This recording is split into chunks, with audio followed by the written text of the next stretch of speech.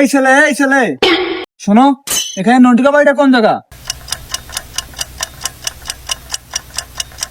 টাকা সব দেয়া হয়ে গেছে, 1.5 কেজি মাল প্লাটিনা গাড়িতে দিতে আসবে নে, তুই বাড়ির সামনেই থাকবি।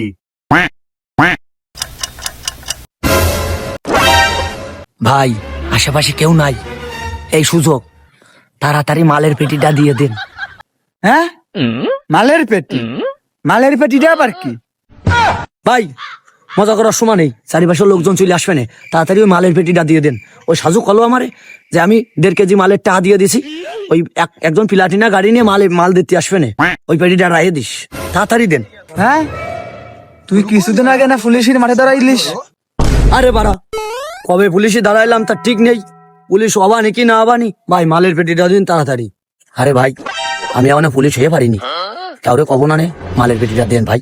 হ্যাঁ রে ছেলে, তুই পুলিশের মাঠে টিকে গেলিস, সেই জন্য আমি তোর চাকরির অ্যাপার্টমেন্ট লেটার দিতে আইছিলাম। ও ভাই এবারের মতো আমার ক্ষমা করে দেন ভাই, আমার এবারের মতো ক্ষমা করে দেন, আমার বাড়ি গাড়ি জানে যাচ্ছে সব লিয়ে দিবানি ভাই, কেউ করার দরকার নেই, আমার অ্যাপার্টমেন্ট লেটারটা দেন ভাই, দেন ভাই। শালা, তোর চাকরির কপাল ঠাপিয়ে থাক তোর মালের পেটি নিয়ে। এক নজরে না দেখিলে বন্ধু